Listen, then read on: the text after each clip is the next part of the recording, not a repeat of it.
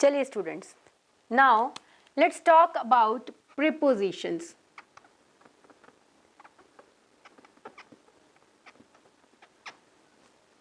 When it comes to the prepositions, preposition आपकी statement में, आपके लैंग्वेज में या जहाँ भी हम preposition को यूज़ करते हैं, आपके सब्जेक्ट और ऑब्जेक्ट का आपसी रिलेशनशिप आइडेंटिफाई करते हैं, या ये आपकी स्टेटमेंट में यूँ कह लें कि एक पर्टिकुलर प्लेस को, सब्जेक्ट को, ऑब्जेक्ट को एक बेसिक प्लेस देते हैं कि किसका रिलेशनशिप किसके साथ में कैसा है।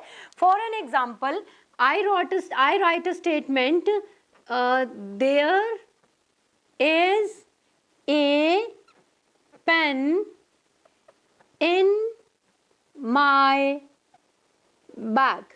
Now, what is the subject but obvious pen, because we are talking about the pen, and what is object? Bag, because pen कहाँ पे है? Bag में है। From where I come to know कि जो पेन है वो बैग के ऊपर, बैग के नीचे या बैग के साइड्स में नहीं बल्कि बैग के अंदर पड़ा है। तो फ्रॉम दिस वर्ड इन, यहाँ से पता चला कि पेन का और बैग का रिलेशनशिप क्या है। रिलेशनशिप है कि जो पेन है वो बैग के अंदर है। तो ये जो इन थी ये हमारी प्रीपोजिशन थी। तो हम कह सकते हैं कि सब्जेक्ट और ऑब्जेक्ट का जो आपसी रिलेशनशिप होता है, उस रिलेशनशिप को डिफाइन करने के लिए हमारे पास में प्रीपोजिशंस होती हैं। प्रीपोजिशंस एंडलेस हैं, प्रीपोजिशंस का कोई एंड नहीं है। फिर भी हमारे पास में there are around 20 to 25 prepositions that can be considered as fundamental prepositions. अगर हमें वो फंडामेंटल प्रीपोजिशंस अच्छे से आ जाती हैं तो हमसे प्रीपोजिशंस को समझने में या फिर उनको यूज करने में कभी गलती नहीं होती। तो जब हम प्रीपोजिशंस को पढ़ते हैं, सबसे पहले हमें याद रखना है कि प्रीपोजिशन में कुछ एक प्रीपोजिशन ऐसी होती हैं जो बोलने में अलग अलग हैं लेकिन उनका मीनिंग सेम होता है। अच्छा स्टूडेंट्स, यहाँ पे एक बात आपको ध्यान रखनी है कि प्रीपोजिशन में हिंदी लैंग्वेज का बड़ा इंपॉर्टेंट रोल है, क्योंकि हर प्रीपोजिशन का एक हिंदी मीनिंग होता है। अगर आपको वो हिंदी मीनिंग याद रह जाता है तो आप प्रीपोजिशन को ईजिली यूज कर सकते हैं। तो आपको प्रीपोजिशंस अच्छे से समझ आए तो हम प्रीपोजिशंस को यूनिट के फॉर्मेट में पढ़ेंगे। यूनिट 1 में मैं उन प्रीपोजिशंस को लूंगी जो बोलने में तो अलग अलग हैं, पर जब हम उनके हिंदी मीनिंग की बात करते हैं तो वो कॉमन मीनिंग शेयर करती हैं। But obvious meaning he common है, एप्लीकेशन उस मीनिंग की बिल्कुल अलग ही होगी, बट चूंकि मीनिंग कॉमन है तो आपको बहुत आसानी हो जाएगी कि अगर कोई आपको बोले कि मार्कर को टेबल के ऊपर रख दो, तो जैसे इन का मतलब अंदर था, ऐसे ही ऊपर का मतलब भी कोई ना कोई प्रीपोजिशन हमें बताएगी। तो हम यूनिट 1 में उन प्रीपोजिशंस को लेते हैं जिनका हिंदी मीनिंग होता है ऊपर, जिसमें सबसे पहले आती है ऑन, फिर आती है एट, फिर आती है ओवर और फिर आती है अबव। देखिए, ऑन, एट, ओवर और अबव, अगर हम इनके हिंदी मीनिंग पे कंसंट्रेट करें तो इन चारों का हिंदी मीनिंग होता है ऊपर, लेकिन एप्लीकेशन एक दूसरे से बिल्कुल ऑपोजिट। तो देखिए, एक तरीके से समझे तो ये आसान हो गया। कोई हमारे सामने अगर वर्ड बोले ऊपर, तो हमें अब इतनी बड़ी लैंग्वेज के समंदर में जो डाइव लगाने की ज़रूरत नहीं है। फटाफट से हमारा ब्रेन हमें रिकॉलिंग दे सकता है कि ऊपर नाम के वर्ड को डिफाइन करने के लिए we have on, at, over and above. तो अकॉर्डिंग टू द सिचुएशन आपको फटाफट से जज कर लेना है कि इन चारों में से आपकी किस सिचुएशन में कौन सा वर्ड जो है वो एप्लीकेबल है। तो हम सबसे पहले समझते हैं ऑन को। ठीक है, ऑन क्या होता है? प्रैक्टिकल रिलेशनशिप एक्सप्लेन करता है। प्रैक्टिकल रिलेशनशिप का मतलब होता है एक चीज दूसरे चीज के ऊपर है। प्रैक्टिकली एक चीज जो है वो दूसरी चीज के ऊपर है। सपोज मैंने कहा कि बुक को टेबल के ऊपर रख दो, क्या कहा? बुक को टेबल के ऊपर रख दो। तो बुक प्रैक्टिकली टेबल के ऊपर रखी जा सकती है। बस जो है सड़क पर चल रही है, तो बस प्रैक्टिकली सड़क पर चलती है।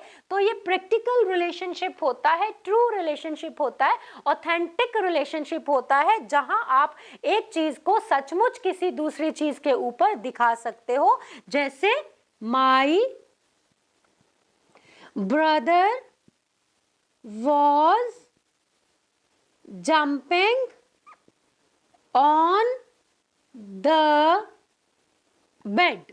तो हम बेड पे चढ़ सकते हैं, ऊपर चढ़ के बैठते हैं, कूद सकते हैं। तो ये प्रैक्टिकल रिलेशनशिप है। तो ऑन कहाँ पे आता है? जहां एक चीज दूसरी चीज के ऊपर प्रैक्टिकली जा सके, ऑथेंटिसिटी दिखा सके आपकी स्टेटमेंट की।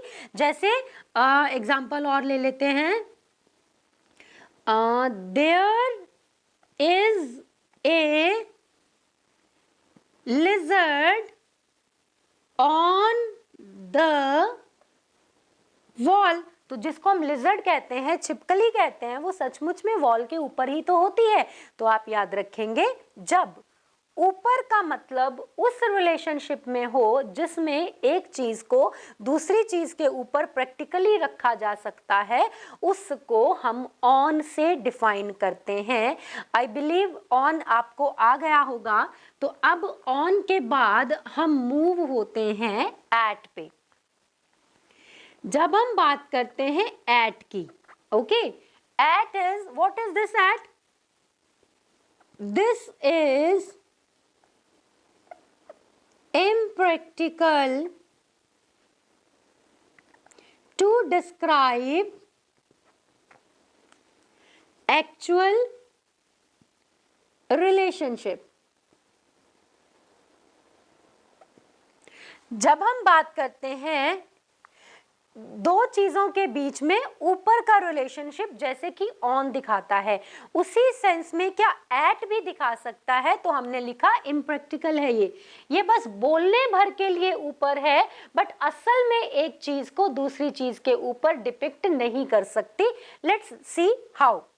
Suppose this is a door, okay, this is a door and here is a person who is knocking at this door। okay, so try to understand from this image, this is a door and there is a person who is knocking at the door। तो हम हिंदी में क्या बोलते हैं? दरवाजे पर कौन है? तो इंग्लिश में लिखेंगे who is at the door। अब जरा ध्यान से समझिए, अगर आपने लिख दिया who is on the door, तो on का मतलब तो प्रैक्टिकली एक दूसरे के ऊपर होता है। तो इस फिगर को कहीं इस जो डोर है, डोर के ऊपर होना चाहिए था, पर ये डोर के ऊपर नहीं है, ये डोर के पैरेलल खड़ा है। तो देखिए, एट को समझने के लिए आपको इस चीज को याद रखना पड़ेगा। जब भी हम दो चीजों की बात करते हैं प्रैक्टिकली एक दूसरे के ऊपर होने की, वो ऑन होता है। लेकिन जब दो चीजें एक दूसरे के समांतर आ जाती हैं, जिसको हम पैरेलल कहते हैं, या फिर ये कह दें कि ऑपोजिट टू ईच अदर होती हैं, उसको ऑन से लिखाया जा सकता है। अब देखिए, ये जो व्यक्ति है ये दरवाजे के पैरेलल ही खड़ा है। आप मेरी सिचुएशन को देखने की कोशिश कीजिए, मैं जो हूं दरवाजे के जस्ट पैरेलल हूं, समांतर खड़ी हूं। मैथ्स में आपको इस तरह से समांतर पढ़ाया जाता है। तो मैं इस दरवाजे के बिल्कुल समांतर खड़ी हूं, पैरेलल खड़ी हूं, या फिर ये कह लीजिए अगर दरवाजे के हाथ होते तो मैं दरवाजे के ऑपोजिट खड़ी हूं, क्योंकि अगर ये मेरे लेफ्ट साइड पे है और इसके हाथ होते तो मैं इसके राइट साइड पे होती। हम इसको और अच्छे से एक्सप्लेन कर सकते हैं। अगर आप थोड़ा सा इस तरफ देखें, इमेजिन कीजिए this is a bus stop, okay. Now you have two situations. Bus stop पे जो बस आती है वो सड़क पे कहीं भी खड़ी नहीं हो जाती, वो बस स्टॉप के जस्ट ऑपोजिट आके खड़ी होती है। तो हियर इज अ बस, ओके, हियर इज ए बस। अब देखिए, जो बसेस होती हैं वो बस स्टॉप के जस्ट पैरेलल आके खड़ी होती है, समांतर।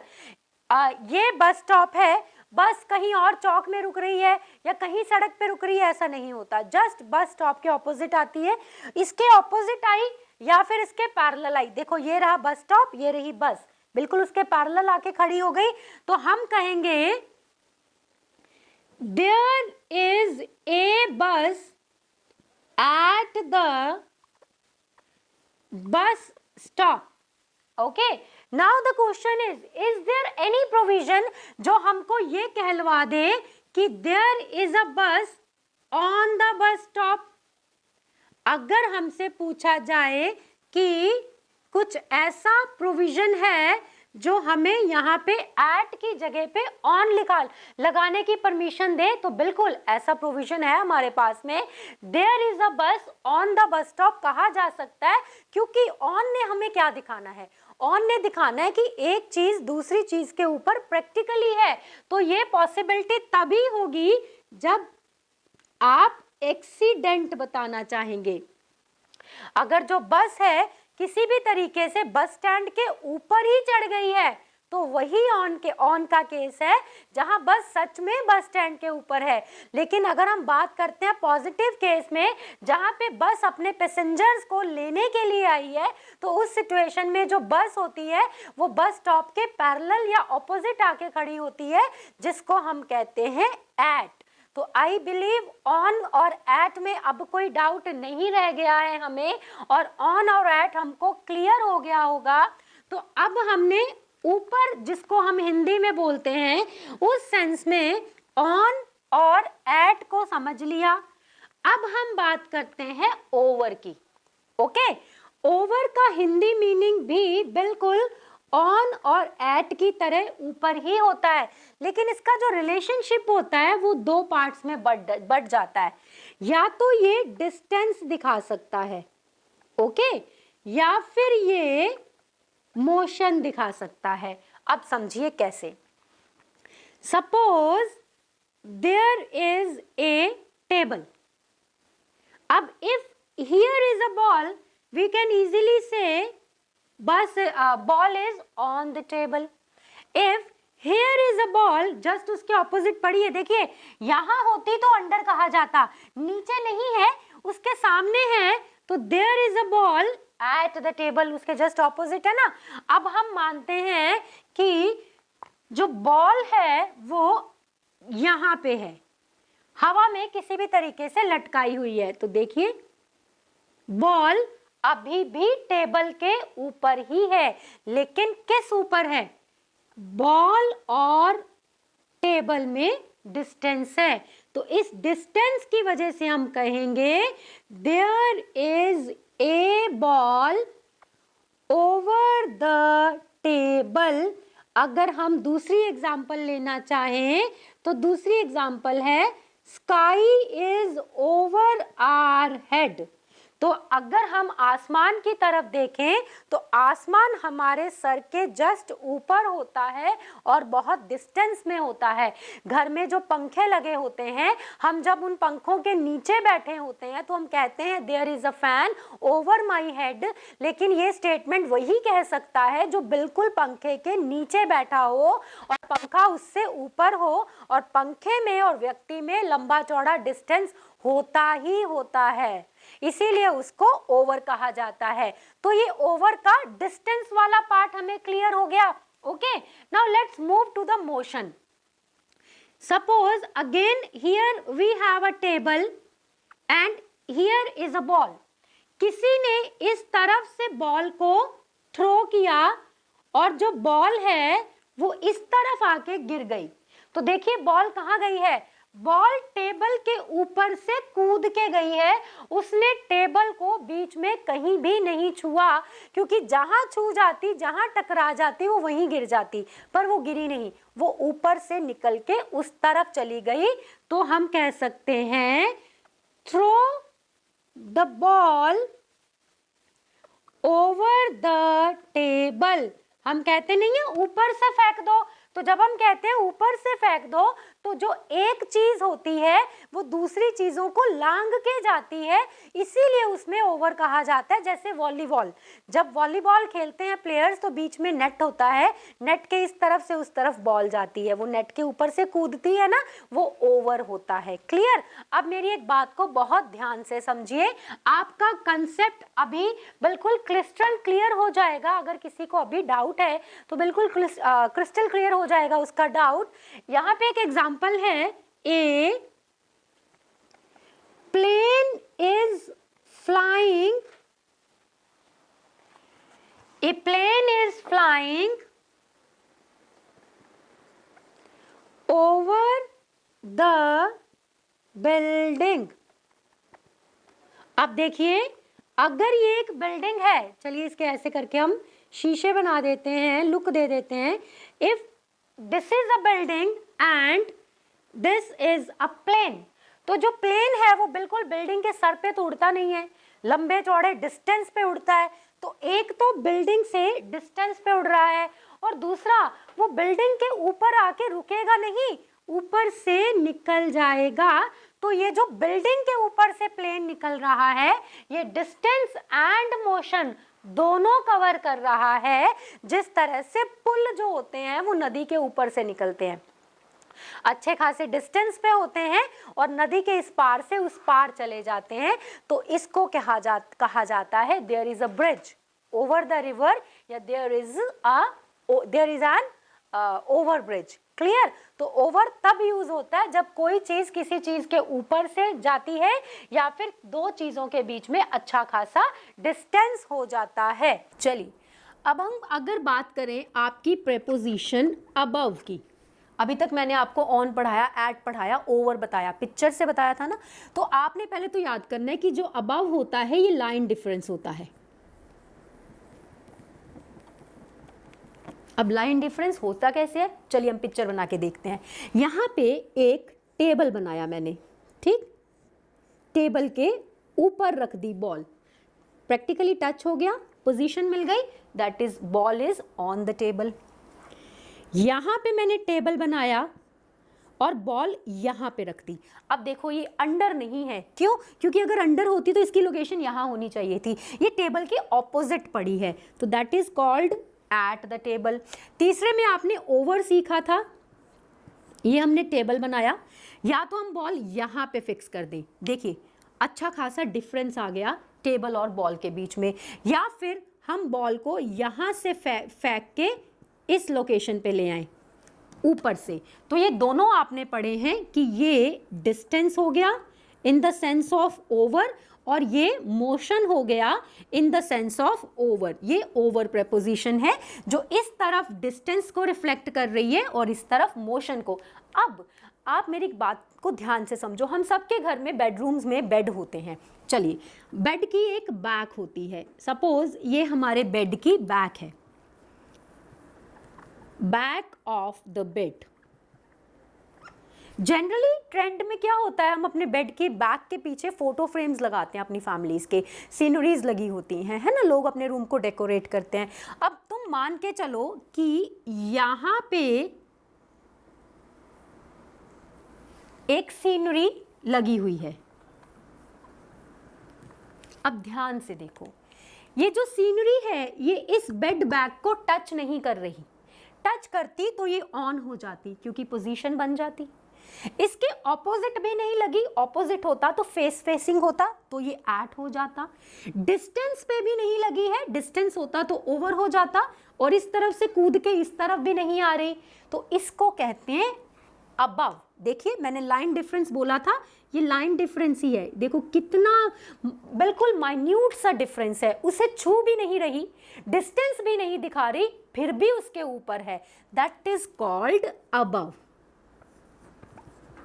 तो हम इसको कैसे लिखेंगे, हम इसको लिखेंगे there is a scenery above the back of the bed. आप अपने घर में भी देख सकते हैं, कभी कभी फोटो फ्रेम्स का लोग लोकेशन सेट करते हैं, कैसा, ऐसे सेटिंग में लगा देते हैं, एक फ्रेम ये, एक फ्रेम ये, एक फ्रेम ये, 1 2 3 सेटिंग करके लगाते हैं ना। तो देखिए इनमें ये इसके ऊपर है, ये इसके ऊपर है, लेकिन छू नहीं रहे, छू रहे होते तो ऑन हो जाते, डिस्टेंस नहीं दिखा रहे तो ओवर हो जाते। This is called above. जैसे ये मार्कर है, इसे मैं अपने हाथ पे रख लूं तो ये ऑन है, इसे अच्छे खासे डिस्टेंस पे ले जाऊं तो ये ओवर है, लेकिन यहाँ पे रख दूं ना तो वो मेरे हाथ को छू रहा है ना तो डिस्टेंस दिखा रहा है। This is called above.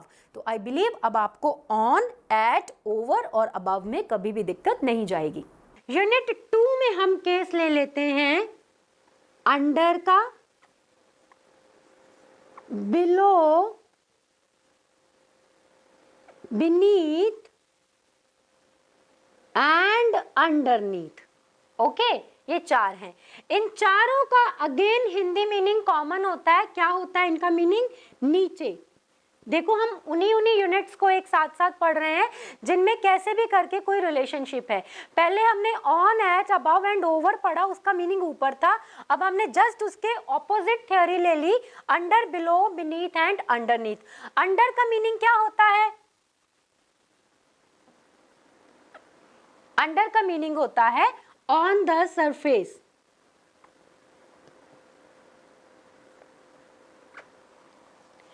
ये जो चीज होती है ये बिल्कुल धरातल पर हो सकती है कि अब इससे नीचे नहीं जाया जा सकता। सरफेस का मतलब क्या होता है? सरफेस का मतलब होता है बॉटम।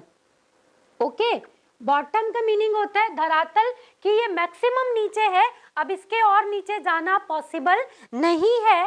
तो हमने एग्जाम्पल में लिख दिया ball is under the table.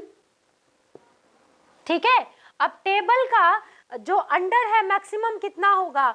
आधे हाथ जितना, एक हाथ जितना, उसके नीचे तो नहीं होगा, वो मैक्सिमम नीचे है। ओके, जैसे अगर हम सी लेवल के बॉटम की बात करें तो वो 1000 फीट नीचे है, लेकिन अगर बिल्कुल कोई चीज उसके बॉटम को टच कर जाए, जैसे टाइटैनिक शिप की अगर एग्जांपल लें, जब वो संक हो गया, बिल्कुल उसके जो मलबा है सी के बॉटम पे पहुंच गया, तो हम क्या कहेंगे? ruins of Titanic are laid on the surface of the sea, या फिर under the surface of the sea। on कहेंगे तो मतलब उसके धरातल के ऊपर पड़े हैं, अंडर कहेंगे तो मतलब वो सी को मैक्सिमम जितना नीचे ले जाया जा सकता है उसके सी बेड पे पड़े हैं, बिल्कुल उसके अंडर पड़े हैं। अब आ जाइए बिलो पे। जैसे जो हमारा अबव होता है वो लाइन डिफाइन होता है, उसी तरह जो हमारा बिलो होता है ये भी लाइन डिफाइन होता है। जैसे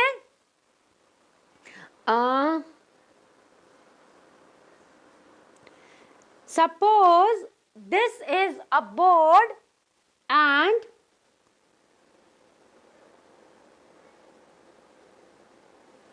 here is a line. Board के नीचे जो है एक लाइन लगी हुई है, तो अब देखिए अगर ये लाइन जो है बहुत नीचे होती, उतना नीचे होती जितना बोर्ड मैक्सिमम नीचे जा सकता है, तो मैं कहती there is a line under the board. लेकिन ये लाइन जो है बिल्कुल बोर्ड के नीचे है, लेकिन बोर्ड के बॉटम पे नहीं है, तो हम इसको कहेंगे there is a line below the board. तो आप याद रखिए अंडर का मीनिंग होता है एग्जैक्ट नीचे, जो बिलो होता है वो एग्जैक्ट नीचे नहीं होता, वो समवेयर इन बिटवीन रह जाता है।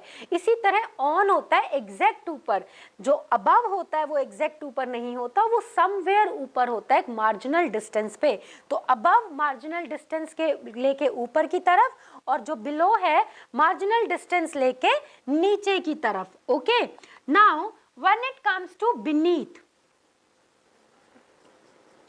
बीनीथ का मीनिंग जो होता है ये शेड होता है। ये जो लैंग्वेज होती है ये डेकोरेटिव लैंग्वेज में यूज होता है। डेकोरेटिव लैंग्वेज का मतलब होता है कि इसको पोएट यूज करते हैं, या जब हमको कोई चीज को बड़ा सोफिस्टिकेटेड टर्म में कहना होता है उसको कहा जाता है। इसको बेसिकली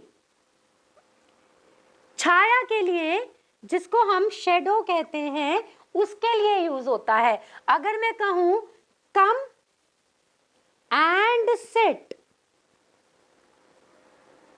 बीनीथ द शेड, अब इस बात को मैं ये भी कह सकती थी, कम and sit under the tree. मैं ये भी कह सकती थी कि आओ और पेड़ के नीचे बैठ जाओ, लेकिन पेड़ के नीचे बैठने का पर्पस क्या होता है, पेड़ के नीचे हम क्यों बैठते हैं? बट ऑब्वियस, पेड़ के नीचे हम उसकी छाया को एंजॉय करने के लिए बैठते हैं। तो जैसे कि मैंने आपको बताया कि ये डेकोरेटिव लैंग्वेज का पर्पस सॉल्व करता है, तो कम and sit under the tree, ये एक वर्नेकुलर लैंग्वेज है, ये एक रस्टिक लैंग्वेज है, ये वर्बल लैंग्वेज है, ये आम बोलचाल की भाषा है। लेकिन अगर इसको बदल के कह दिया जाए come and sit beneath the shade, ये थोड़ा पोएटिक एक्सेंट है, ये थोड़ा हाईफाई एक्सेंट है, ये थोड़ा सोफिस्टिकेटेड मैनर है कहने का कि आओ और पेड़ की छाया को एंजॉय करो। अब बीनीथ के बाद जो हमारे पास में टर्म बचा था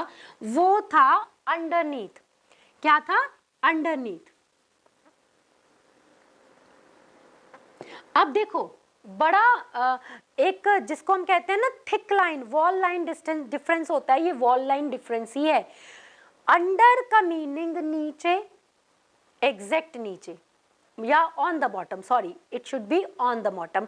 अंडर का मतलब होता है कि बॉटम पे, धरातल पे, लेकिन अंडरनीथ का मीनिंग होता है एग्जैक्ट लोकेशन।